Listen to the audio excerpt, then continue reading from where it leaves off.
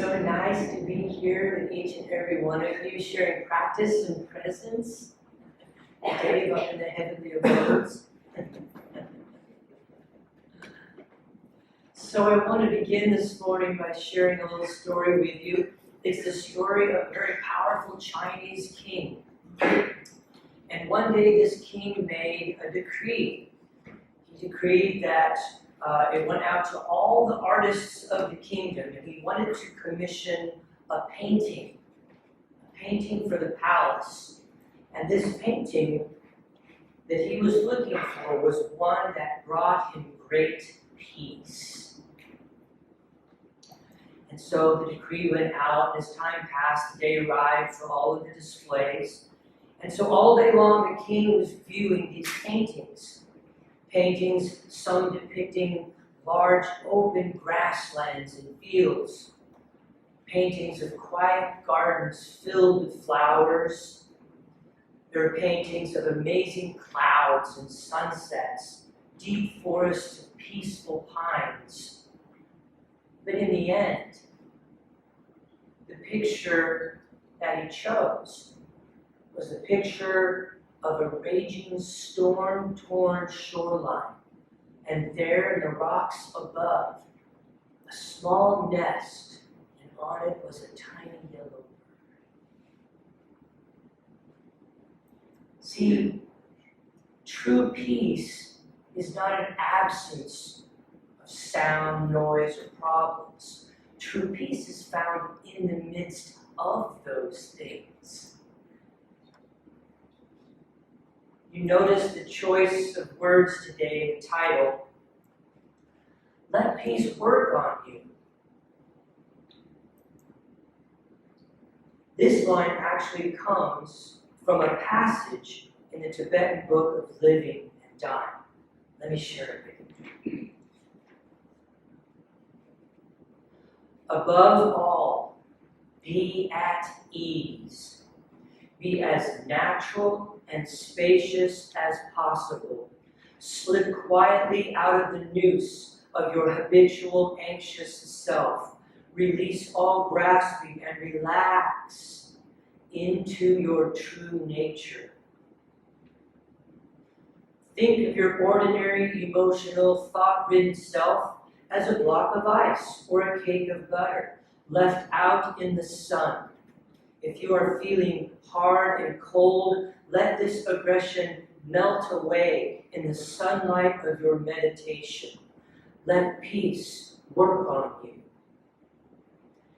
Enable you to gather your scattered mind and awaken in you the awareness and insight of clear seeing, and you will find all your negativity disarmed, your aggression dissolved, and your confusion evaporating slowly like mist into the vast and stainless sky of your absolute nature. Wow. Can you feel that?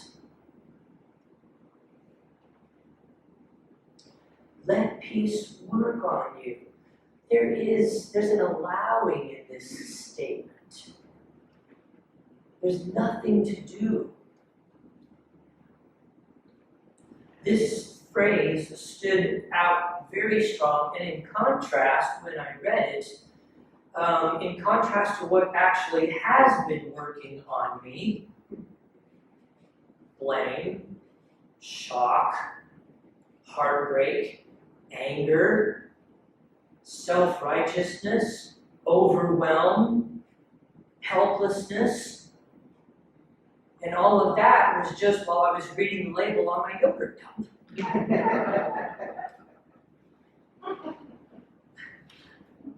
See, there is a difference between spiritual peace and human peace. Human peace has criteria, a set of circumstances that once met will bring about an amazing, awesome, and totally temporary moment of peace. Human peace often starts with if only. If only the world would do as I wanted to do, everything would be great. If only my partner would exercise more. If only my boss would leave me alone. If only my job were more zen. If only. If. See how human peace is always waiting on something. This criteria. And not only that, but it cultivates judgmentalism. Because see, we are always judging whether or not people, places, and things are meeting our criteria for peace, joy, and happiness. It's out there. When the room's finally quiet, okay, now I can meditate. As if I couldn't meditate before. Actually, when are you not meditating? So, there is not only this criteria, but there's this judgmentalism that gets cultivated in us. So how then do we dissolve this judgmentalism? Well, the short answer is awareness. Awareness. When our own individual likes and dislikes become reified, become solidified, when we not only form inflexible opinions, but take them as truths, when we form negative judgments about other human beings, about ourselves, these judgments then become the lenses through which we view and experience ourselves and the world around us and all of its inhabitants. At this point, we've really entered into an unconscious state.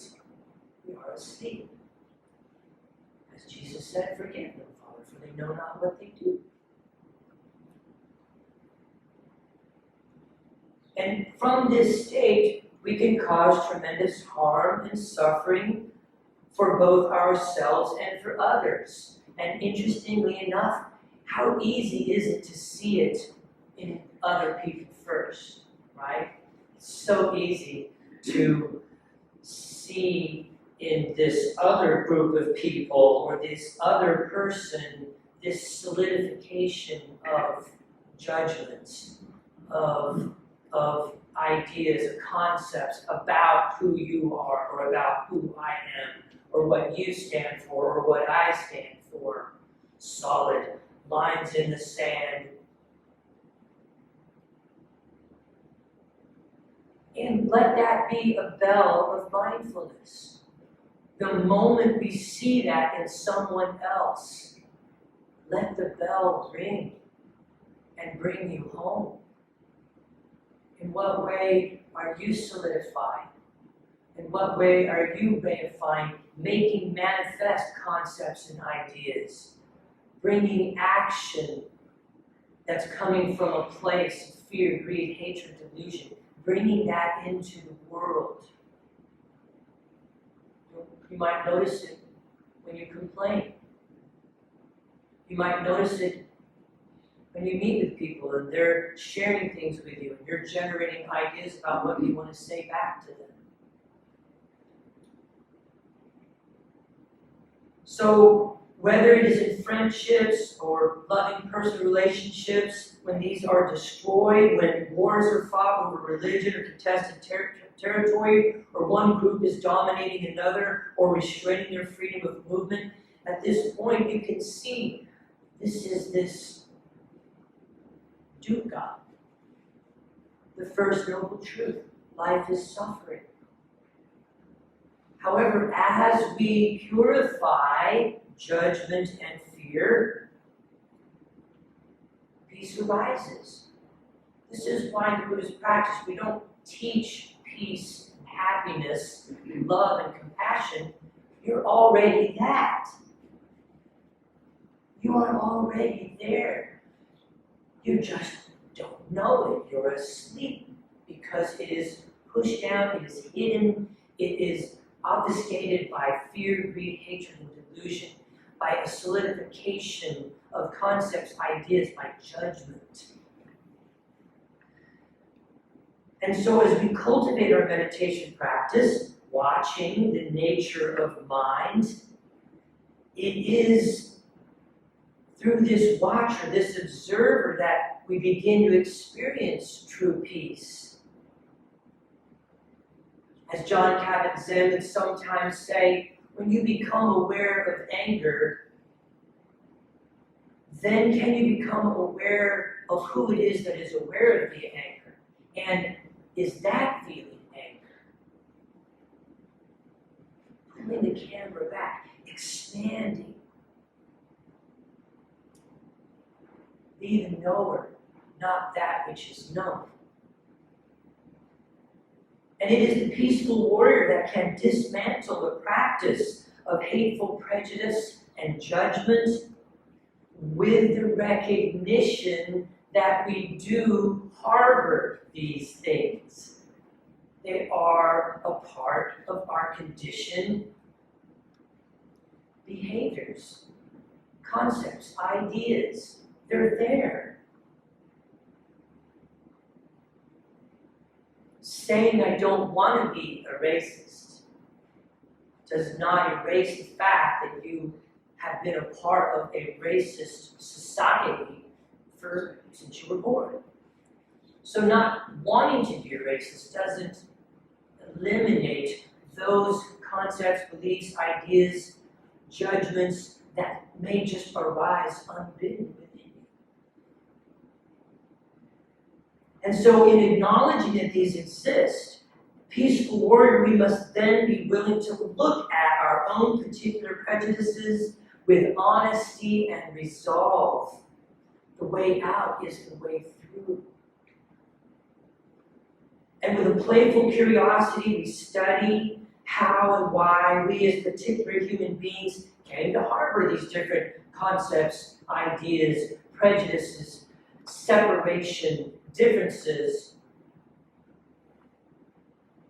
Noticing how when I step into a room, I notice what's wrong with it.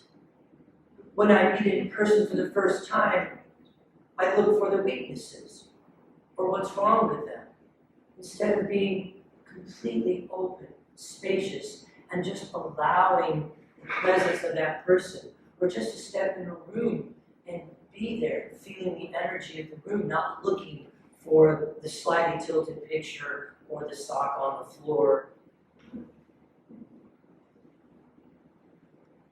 I could be happy in this room if only that sock were gone. And once we become aware of these views, these behaviors, these patterns, through understanding and a willingness, we can now replace them with more positive views, behaviors. And lastly, we can indeed come to the realization that we can make a difference. As Jack Kornfield says, when we stop the war inside, we stop the wars outside. When we come to know who we are, we now know who everyone else is. Waking up is when the wave realizes it's water.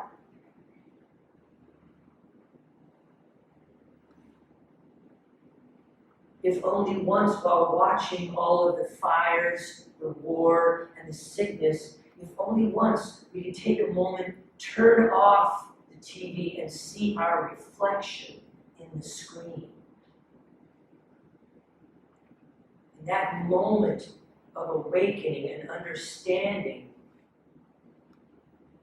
combined with our practice, comes a softening of our rigid views. Our hearts can open. Ultimately, we can transform ourselves into loving individuals, loving neighbors, loving companions, loving co-workers. In short, we wake up. As St. Augustine said, when you come from a place of love, do whatever you want to do.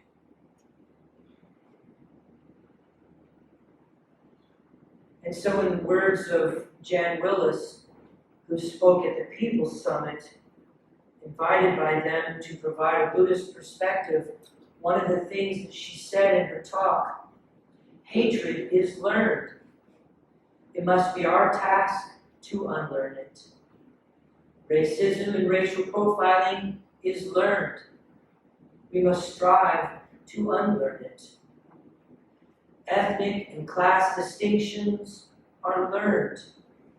We must come to see and to appreciate the common humanity that unites us all. And I want to close with a poem by our very own Robert Brummett called On Rivers and Roads. The heart is like a river wandering through time and space, endlessly yearning for the taste of the sea. The mind is like a road, hard and straight, reaching from city to town to village, endlessly connecting place to place.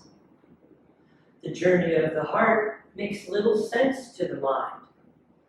The shortest distance between 2 points is a straight line. Why do you wander so aimlessly, wasting time and energy? The heart replies, as gravity is to water, gathering it ever into the sea, so is the yearning for the divine to the heart, drawing it ever into the one. When the heart surrenders to her yearning, life becomes a river, flowing with no effort, moving with no design, and with absolute certainty that it is taking us